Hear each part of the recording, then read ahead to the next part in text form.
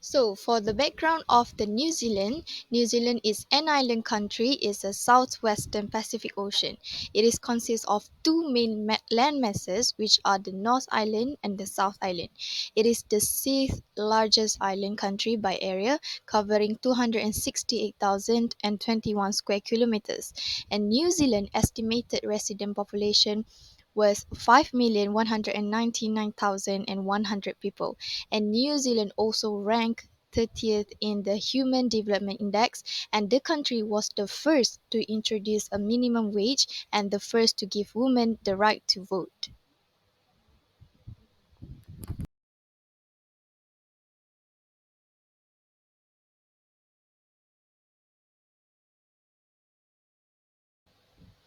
The flag of New Zealand features a dark blue background with the Union Jack in the top left corner, symbolizing the country's historical ties to the United Kingdom.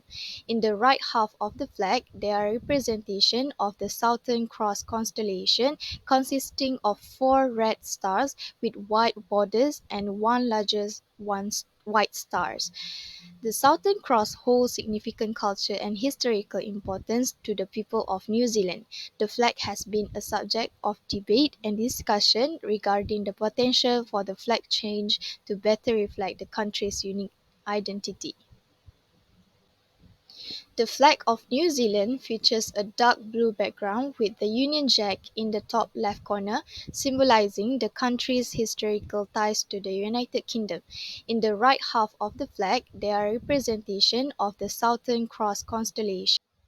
While the location of New Zealand is very beautiful island countries located in the southwestern Pacific Ocean, and it is consists of two main land masses, which is the North Island and the South Island, and as well as a numerous smaller island, and the country is situated approximately 2,000 kilometers southeast of Australia.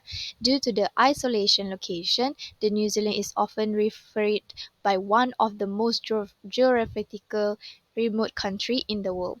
It is categorized by diverse landscape, including stunning coastlines, mountains, forests, and lakes. The country's unique biodiversity and nature beauties make it popular destination for outdoors activities and tourism.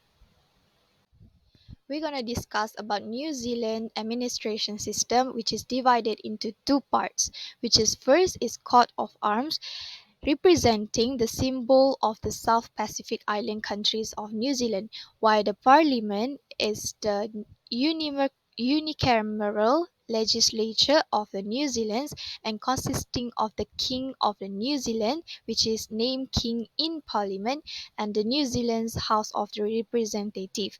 The King is usually represented by the Governor General. The coats of arms of New Zealand represent the country's historical and cultural heritage. It is a feature several symbolic elements that reflect the nation's history and values. The shield at the center of the coat of arms is divided into four quarters. In the top left and the bottom right quarters, there are four red stars with a white border arranged in the pattern of the Southern Cross constellations. These stars represent New Zealand's geographical location. It is its southern hemisphere and holds significance in Maori mythology. In the top of the right quarter, there are golden flea, which is symbolize the importance of agriculture and farming of the country's economy. And this emblem is refers to the New Zealand history as a major producer of wool and other agriculture products. Beneath of the shield there are scroll with the country's national motto, Onward, which signifies progress, unity, and a forward-looking approach. The parliamentary system of New Zealand is a representative democratic system where the parliament serves as the highest governing authorities in the country. The system is based on the British model with some adaptation to suit New Zealand's unique circumstances. The New Zealand parliamentary system emphasizes democratic principle, representation, and the separation of powers. It provides a platform for diverse political parties and voice to participate in the parliament of the countries and make decisions that reflect the interests of the people. The parliamentary system of New Zealand is a The New Zealand Parliament consists of two main chambers, which is the House of Representatives, commonly known as a Parliament, and the Sovereign, represented by the Governor General. The Parliament is the legislative body responsible for the making laws, while the Governor General, representing the Queen of the New Zealand, and perform ceremonial and constitutional duties.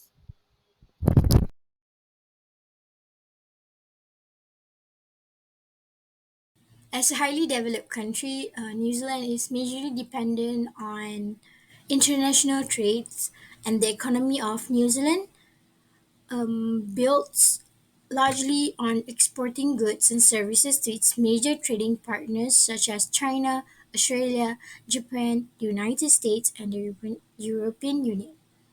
Dairy products, wood, meat, fruits, and tourism services are largely exported by New Zealand, and the top exported goods from these countries are dairy products like milk, cheese, butter, and cream, and meats such as beef, lamb, and pork.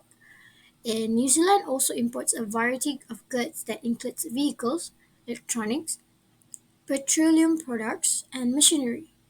While dairy products and meat are majorly exported, machines and mechanical equipment such as phones and computers are New Zealand's most imported products. Figures I'm about to represent is shows the statistic of export in New Zealand from 2016 to 2020. As based on the World Bank in 2017, New Zealand total exports were valued at USD 56.9 million and showed an increase to USD 58.3 billion in 2019. Unfortunately, as COVID-19 started a pandemic, the values dropped to USD 46.4 billion in 2020. As the pandemic is slowly tackled, the values gain its momentum back with a value of USD 56.3 billion. This graph is based on the import statistics of New Zealand by the World Bank from 2010 to 2021, and in 2017 it makes up to 55 billion in imported goods and services, which continue to increase up until 2019, where it decreases by a value of 1.5 billion. In the particular year, it is, as we all know, COVID-19, and in 2020, as the pandemic hits, the value decreases drastically to up to $47.2 billion, but then recover alongside the pandemic in 2021, which with the highest value to be recorded in the decade with an amount of $66.4 billion.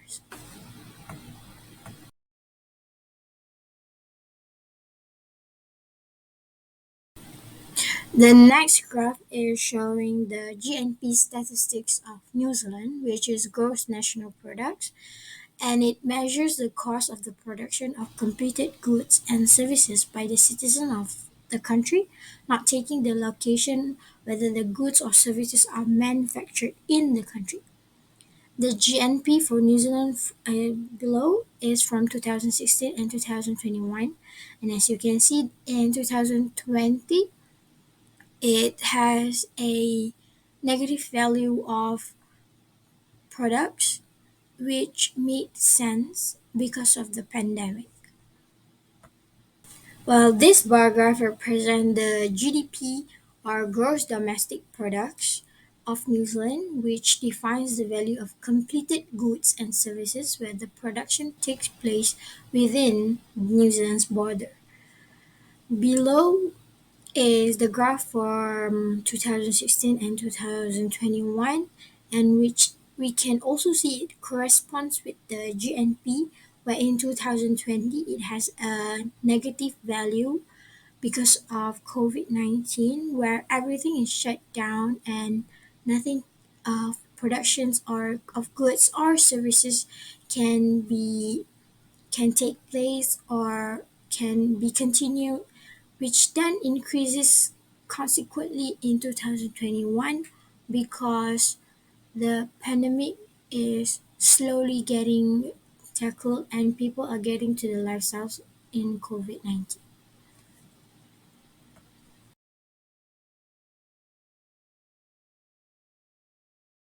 This table shows the unemployment rate of New Zealand, and unemployment rate represents the percentage of unemployed workforce in which they are actively searching for jobs.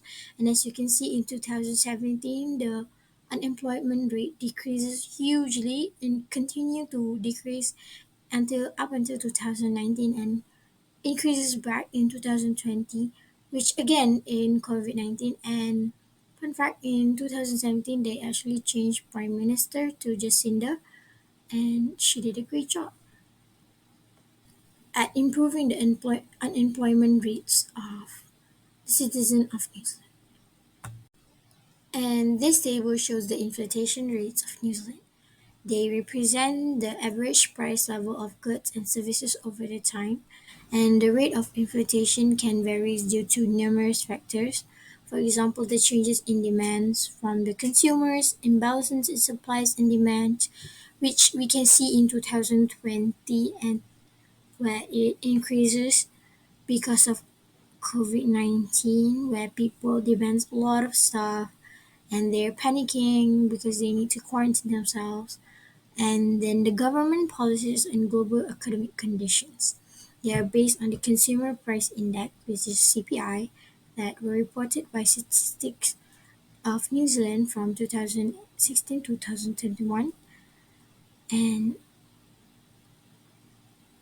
again, the COVID-19 causes the high inflation in 2020 and 2021 because it disrupted the supply chain and increased the spending by the government.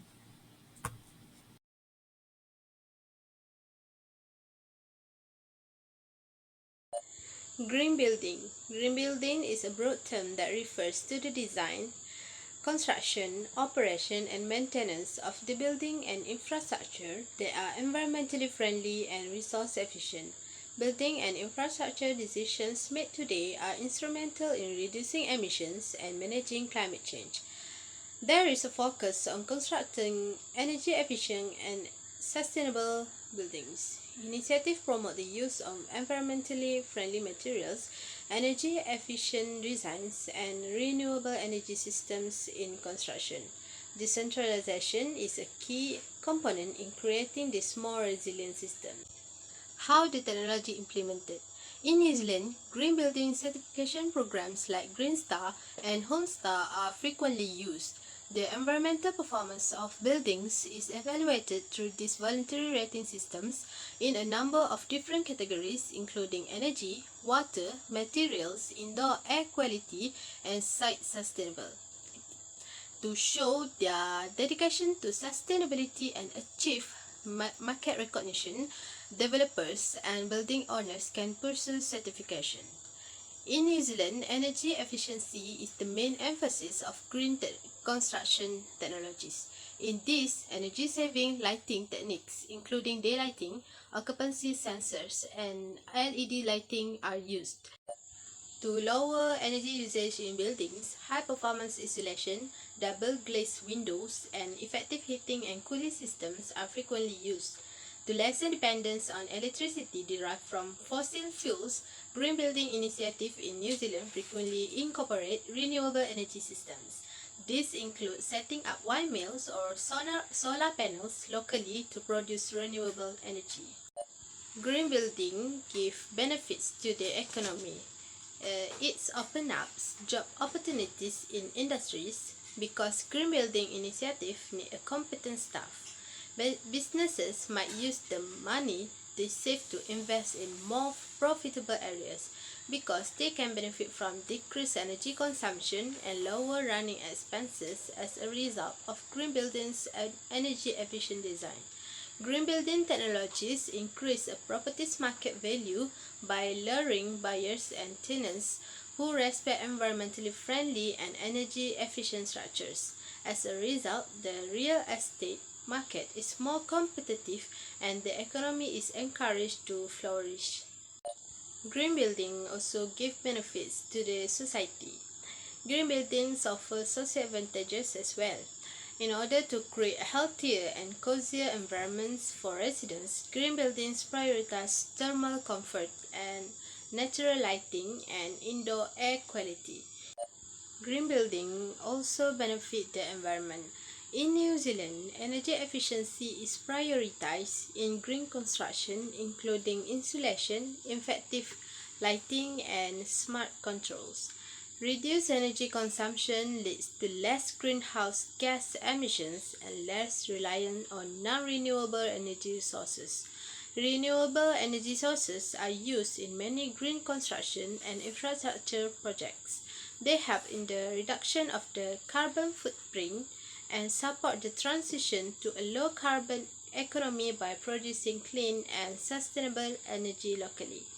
Recycling and waste management practices are encouraged while reducing waste production is the main focus of green building. The New Zealand Green Investment Finance Limited (NZGIF). The New Zealand government founded the New Zealand Green Investment Finance Limited to speed up investment in green projects and technologies. With the intention of assisting the nation's transition to a low-carbon, climate-resilient economy, it was introduced in 2019. The NZGIF main goal is to close the gap between investors and green projects by offering resources including money, knowledge, and assistance. It functions as a privately held, autonomous organization with the objective of attracting private funding for environmentally friendly enterprises. It intends to serve a variety of industries, including infrastructure, waste management, transportation, agriculture, and energy. Overall, NZGIF is essential in promoting private sector investment in green projects, fostering innovation, and assisting New Zealand in its transition to a future that is more resilient and sustainable. How the NZGIF is implemented. The main goal of NZGIF is to encourage private investment in environmentally friendly and sustainable projects. By giving projects, developers, and investors resource, knowledge, and guidance, it seeks to close the investment gap. The New Zealand government has provided first funding to NZGIF to begin the NZGIF operations. The government set out NZD 100 million in the 2019 budget. In order to increase its investment portfolio, the organization is also permitted to borrow money from the other source and to raise additional funds. Project developers that need assistance navigating the complexity of green investment can turn to NZGIF for technical guidance and advice. By bringing together different parties, NZGIF facilitates knowledge sharing, promotes best practices, and creates opportunities for collaboration and co-investment. NZGIF seeks to promote green project investment, quicken the shift to low-carbon economy, and support New Zealand's sustainability and climate change objective through these implementation tactics. NZGIF give benefits to the economy in New Zealand. The economy's first contributions are investment and the creation of new jobs. NZGIF promotes economic expansion and resiliency by funding sustainable ventures and projects. It encouraged the growth of green companies and technology, lowering dependency on fossil fuels and accelerating the shift to a low-carbon economy. For benefits to the society, the NZGIF emphasis on energy efficiency and renewable energy projects enhances air quality by lowering dependency on fossil fuels. This results in improved public health outcomes, such as a decline in illnesses linked to pollution. These programs improve social well-being, inclusion, and community resilience. And NZGIF also give benefits to the environment. and ZGIF financing of renewable energy projects and energy efficiency measures help to reduce carbon emissions. This contributes to New Zealand's climate change commitments, including its target of achieving net zero emissions by 2050. For renewable energy transition, NZGIF supports the development and expansion of renewable energy sources such as wind, solar, and geothermal power. NZGIF investment in waste management, sustainable agriculture, and other environmentally conscious projects promote efficient resource use and waste reduction. This contributes to a circular economy and the preservation of natural resources. Another green economy project in New Zealand is the Sustainable Food and Fibre Futures. The SFF Futures is a New Zealand government initiative administered by the Ministry for Primary Industry that aims to drive innovation, sustainability and productivity in the country's food and fibre sectors. It supports projects that promote environmentally sustainable practices, improve productivity and contribute to New Zealand's long-term economic and social well-being. SFF Futures focuses on research and innovation in agriculture and efficient encouraging collaboration and partnership among industry stakeholders, researchers, and communities. The initiative recognizes the importance of the food and fiber sectors to the country's economy and society, providing funding for projects that enhance competitiveness, create employment opportunities, and contribute to rural and regional development. The grants prioritize sustainable production, value chain innovation, Maori agribusiness, consumer insight, and technological advancements, with the goal of delivering tangible outcomes and impact across the sectors. The chart represents the data investment of SFF futures by sectors from October 2018 to May 2021. The implementation of the Sustainable Food and Fibre Futures involves several key steps. It begins with the allocation of funding through a competitive grant process managed by the Ministry for Primary Industries. MPI announces funding rounds and calls for project proposals that align with SFF Futures objectives. The proposals undergo a thorough evaluation process based on alignment, feasibility, impact, and collaboration potential. Successful proposals are awarded grants and recipients enter into funding agreements with MPI. The funded projects then commence implementation focusing on innovation, sustainability, productivity, and social and economic well-being in the food and fiber sectors. MPI monitors project progress through regular reporting and encourages collaboration among project team stakeholders and researchers. At the conclusion of the project, an assessment evaluates their impact on sustainability, productivity, and social well-being, informing future funding decisions and policy development. MPI reviews and evaluates the program's outcomes and effectiveness, refining its priorities and implementation strategies based on lessons learned and stakeholders' feedback. Through these steps, SFF Futures aim to drive innovation, sustainability, and productivity while contributing to the long-term well-being of New Zealand's primary sector. The Sustainable Food and Fibre Futures initiative in New Zealand makes significant contribution to the economy, society, and the environment. It enhances productivity in the foods and fiber sectors, leading to economic growth, higher yields, and improved profitability. SFF Futures promote sustainable practices, economic resilience, job creation, and regional development. In terms of society, SFF Futures encourages the adoption of sustainable practices, environmental stewardship, and biodiversity conservation. The initiative addresses social challenges, promotes social cohesion, and equitable opportunities. In terms of the environment, SFF Futures focuses on projects that promote sustainable land and water management, reduce greenhouse gas emissions, and mitigate the environmental footprint. It aligns with New Zealand's environmental goals, emphasizing climate change mitigation, water quality improvement, and biodiversity conservation. SFF features drive innovation, sustainability, and productivity, creating a more resilient, socially inclusive, and environmentally responsible agricultural system in New Zealand, supporting economic growth, social well-being, and environmental sustainability. The Government Climate Change Response Zero Carbon Act 2019 is one of the green economy projects. It is a significant legislation in New Zealand that addresses climate change by setting long-term targets and establishing a legal framework. It aims to transition the country towards a low-emission, climate-resilient future. The Act sets a primary target of achieving net zero emission at set biogenic methane by 2050, along with a separate target to reduce biogenic methane emissions by 24 until 47% below 2017 levels by 2050. It creates an independent climate change commission responsible for providing expert advice, monitoring progress, and recommending emissions budget and policies.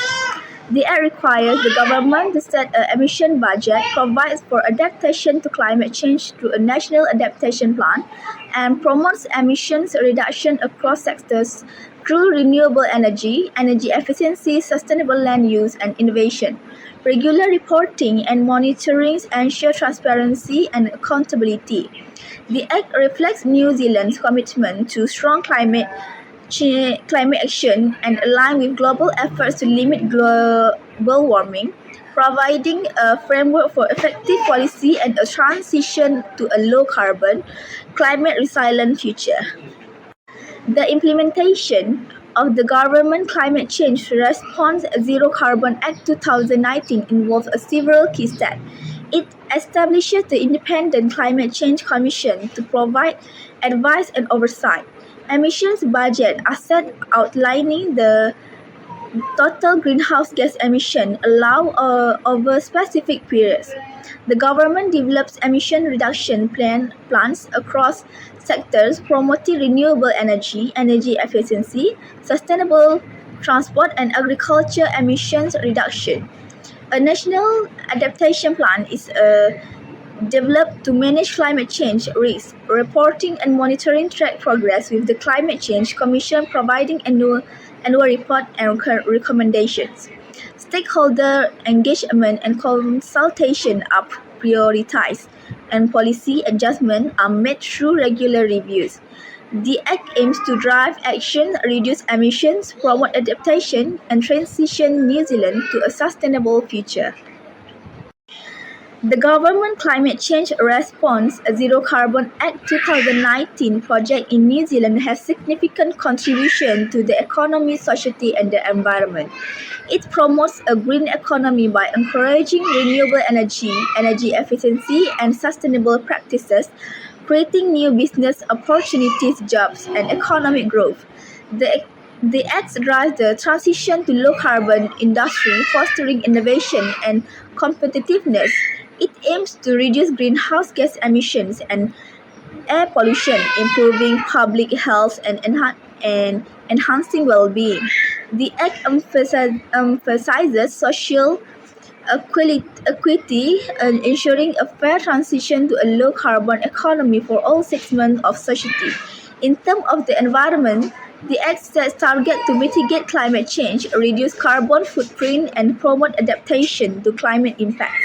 It supports the conservation of natural resources and biodiversity. The project is critical for sustainable development, addressing climate change, and creating a prosperous and resilient future for New Zealand. It provides a framework for necessary economic, social, and environmental transformation to mitigate climate change and adapt to its impact.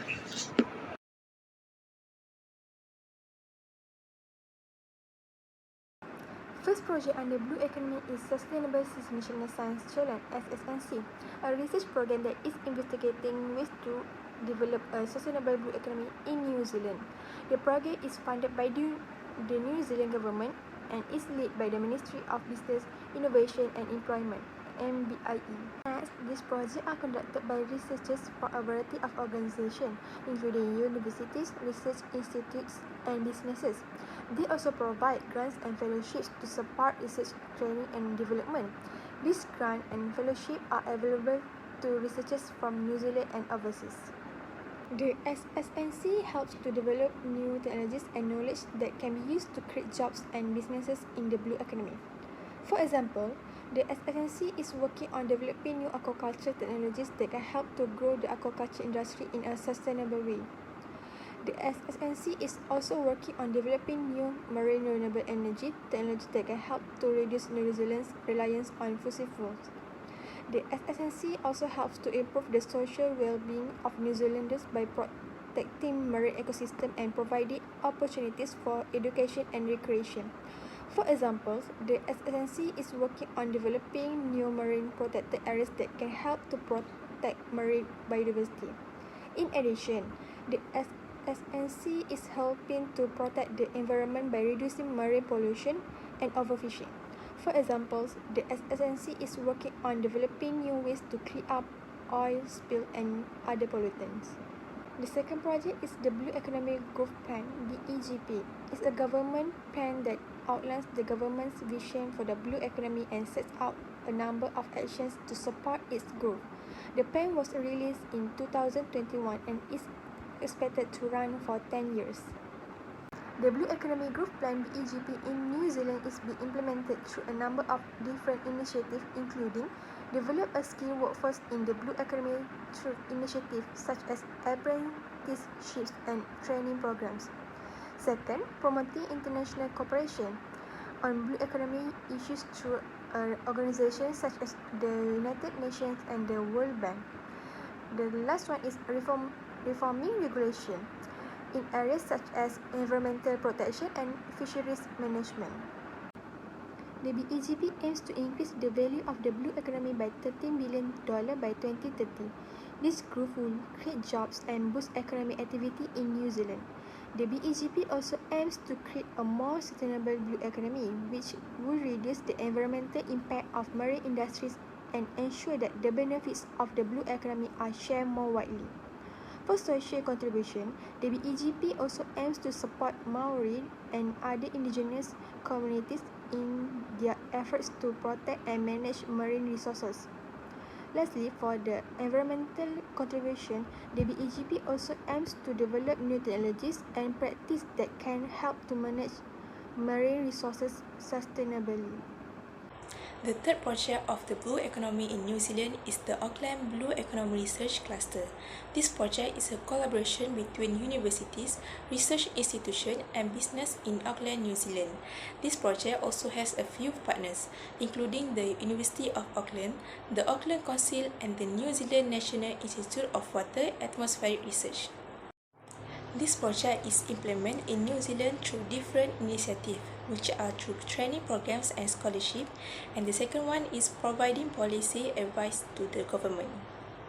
The project supports the blue economy through initiatives such as training programs and scholarships. This support helps to produce more people with the skills and knowledge needed to work in the blue economy. The project also provides policy advice to the government. This advice is able to help the government to support the growth of the blue economy in a sustainable way. This is how this project contributes to the economy, social and environment. For economy, this project helps create jobs in several marine industries such as aquaculture, marine renewable energy and tourism. For social, this project provides opportunities for education and recreation in the marine environment. For environment, this project helps to protect marine ecosystems by developing new marine protected areas and by supporting sustainable fishing practice. The last one is the Marine Protected Areas Act 2010. This project is a New Zealand law that established a framework for the creation and also a management of marine protected areas in New Zealand's territorial sea. This project is an important piece of legislation that is helping to protect New Zealand's marine biodiversity. The way it is implemented in this act is through the management plan and the government. The management plans have been developed for several MPAs. This plan sets out the rules of activities allowed in the area and how the area will be monitored. The government is working to develop a national network of MPAs. The network will consist of comprehensive and representative network of MPAs to protect New Zealand's marine environment. The last one is this is how the project contributes to the economy, social and environment. For the economic contribution, this project helps to protect marine ecosystems, which can lead to increased fish stocks and tourism. This can boost the economy by creating jobs. For social contribution, this project can provide opportunities for education and recreation, which can improve the social well-being of New Zealanders. While for environmental, this project can help to protect marine ecosystem and biodiversity, which can help to mitigate the effects of climate change in New Zealand.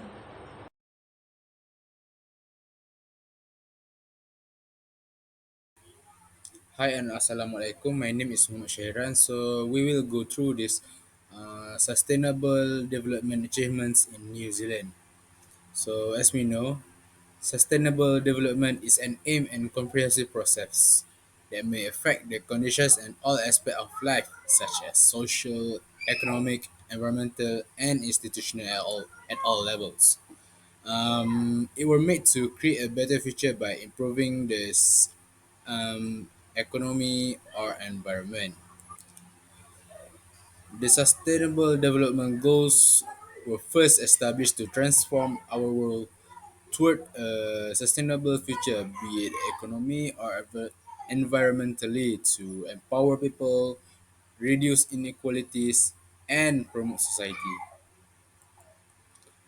And in order to create a sustainable world, the 2030 Agenda establishes these sustainable development goals with 17 goals and 169 targets, which will all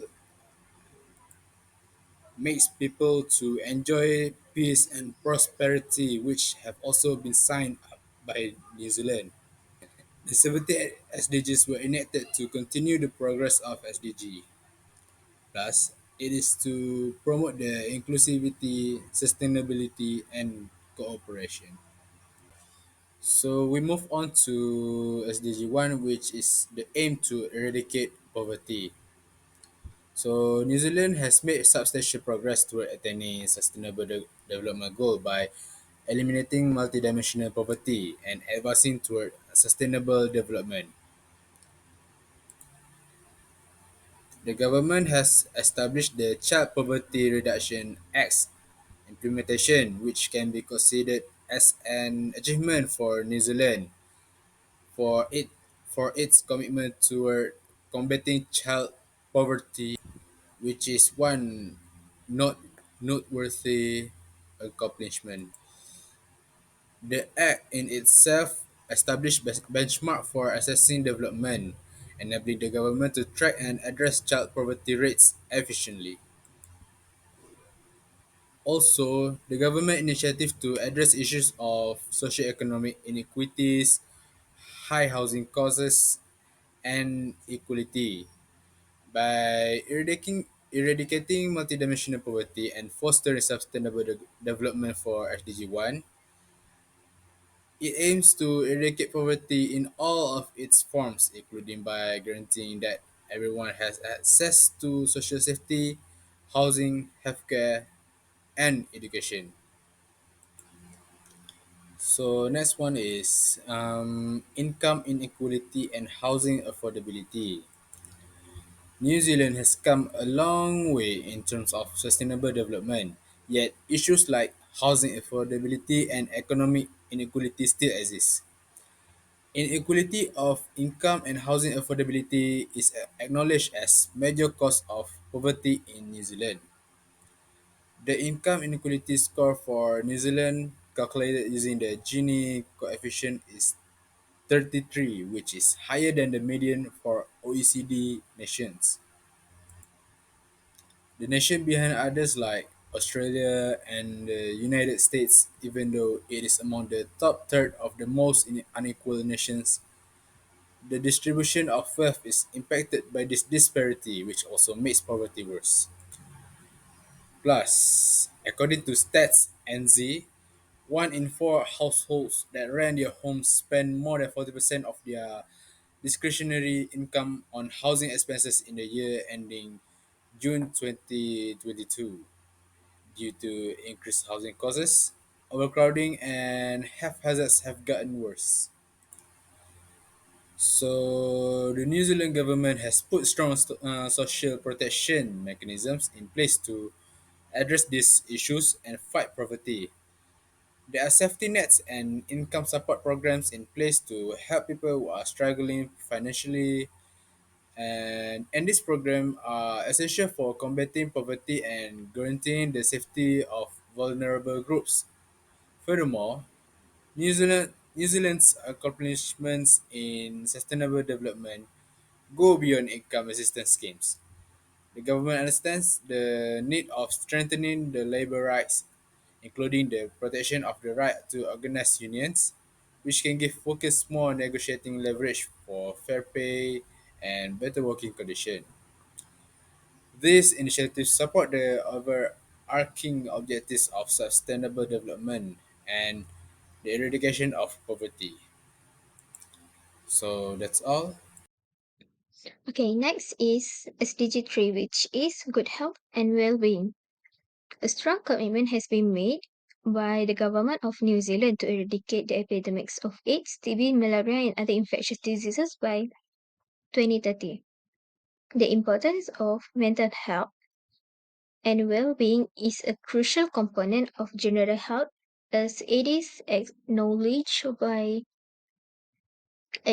in New Zealand, where they places a high price on their citizens' mental health. According to according to Ministry of Health data, Maori suicide rates in 2010 until 2012 were almost twice as high as non-Maori rates.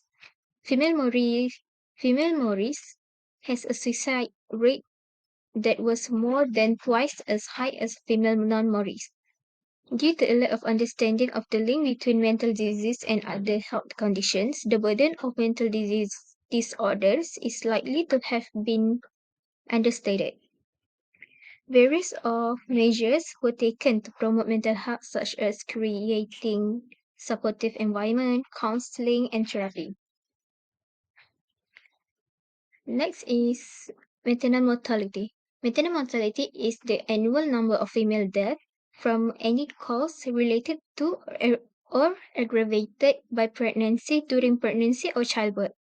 The aim is to attain universal health coverage, which is UHC, by making sure that people have access to basic medical treatments such as contraceptive services, vaccinations, and medications. Moving on to SDG number 4, quality education. The government of New Zealand are dedicated to ensuring that all people have access to high quality education at all levels and to fostering opportunities for lifelong learning. Higher education includes all forms of education, including those offered by universities, technological institutes, teacher training colleges, etc. According to UNESCO 2020, these types of education include academic, professional, technical, artistic, pedagogical, dis- and distance learning. No matter their financial level, all families are guaranteed access to inexpensive education by this policy. Revolution reform. The revolutionary reforms were created by Maori people who were willing to abandon their current state-run educational system. The value of Maori education and the cultural identity of Maori students are acknowledged in New Zealand in order to foster cultural responsiveness and give Maori kids the opportunity to flourish academically and culturally.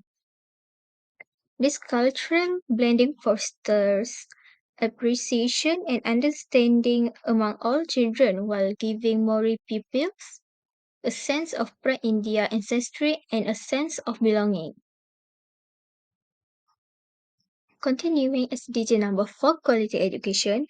According to Baurin 2019, developing abilities related to learning for sustainability, such as concern for the environment, is another aspect for quality education. New Zealand has incorporated education for sustainability into the curriculum. Education for sustainability encourages systems thinking, which entails comprehending the connections and interdependencies between various system components, teaching students to think about how their actions affect the environment, society, and economy. Individuals can gain a true grasp of sustainability issues, as well as the skills and motivation to help create a more sustainable and equitable future by integrating education for sustainability into official and informal education settings.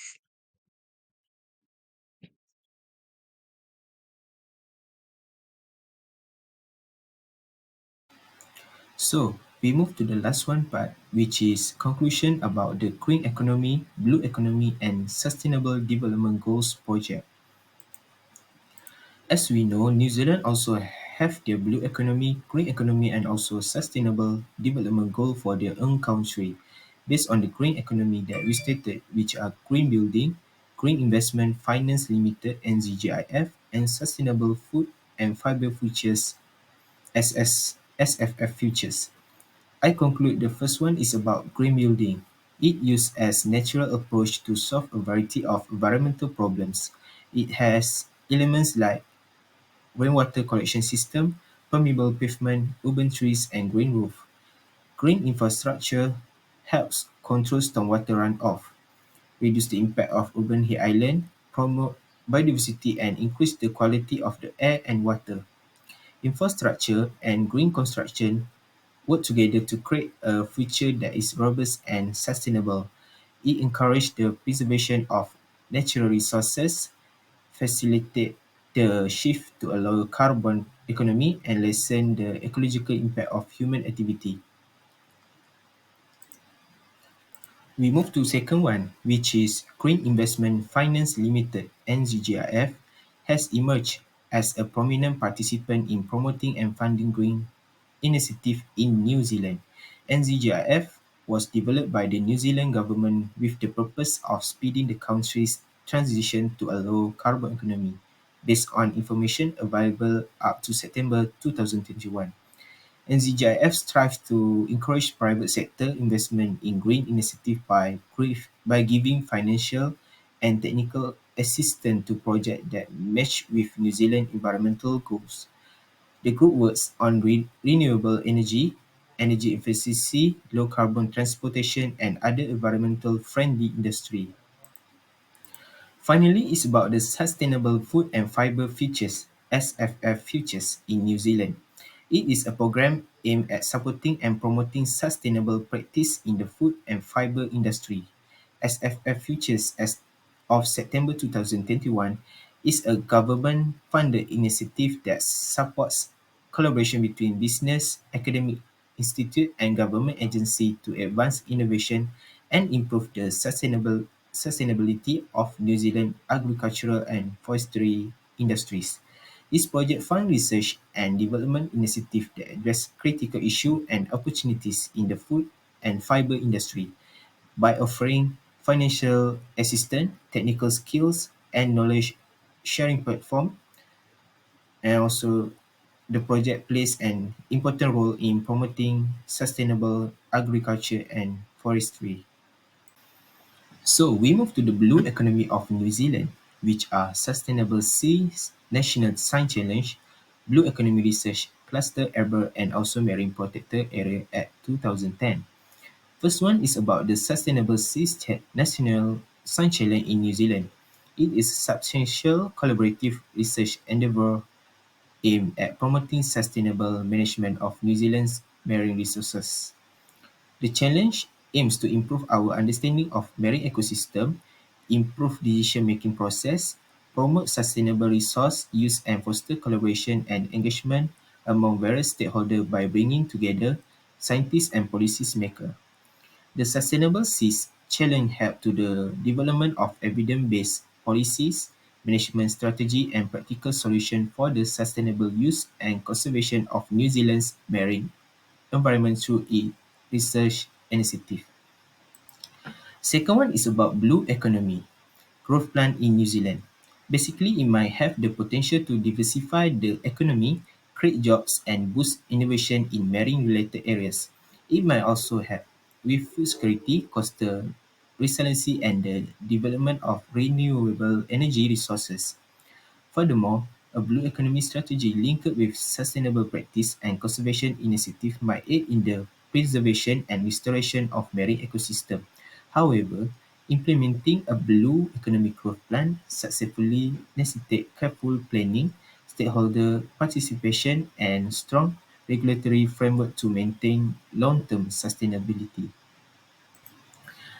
So the third one is about the marine protected areas at 2010 in New Zealand. It is aiming at conserving and safeguarding the marine environment via the creation and administration of marine protected area MPAs. The Act established a legal framework for the establishment, operation and enforcement of MPAs in order to secure the long-term management of New Zealand maritime resources. The Act emphasized the significance of maintaining marine biodiversity, ecological health, and cultural values. It empowers the government to create and maintain a variety of MPAs such as marine reserve, species sanctuary, and seabed reserve. These protected areas contribute to the long-term survival and resilience of maritime habitats, ecosystem, and species. So we move to the last one, which is about sustainable development goals such as no poverty, good health and well-being, and quality education. For SDG 1, which aims to eradicate poverty in all of its forms, despite its status as a developed country, New Zealand continues to face difficulties such as poverty and economic inequality. To address this issue and progress toward SDG 1, the country has implemented a variety of policies and initiatives. The government must make several measures such as improving house affordability to demonstrate its sincere commitment to lifting people living in poverty and reducing inequalities. To alleviate poverty and ensure that everyone has access to a good standard of living, New Zealand must address the underlying cause of inequality, reduce income gaps, and foster inclusive economic growth. Second one is SDG 3 that focus on mental health and well-being that reflect New Zealand's commitment to ensuring healthy life and cultivating well-being for all communities. Among the ongoing crises are a mental health crisis, health inequalities, and substance abuse issues. There are projects happening to raise awareness, reduce stigma, and improve access to mental health care. New Zealand has made significant progress toward achieving SDG 4, which is concerned with ensuring inclusive and equal access to high-quality education for everyone. Numerous success demonstrate the country's commitment to providing high-quality education. It also noticeable how dedicated the country is to inclusive education. Efforts have been made to help children with impairments and range of learning requirements so that they have equal opportunity to achieve academically.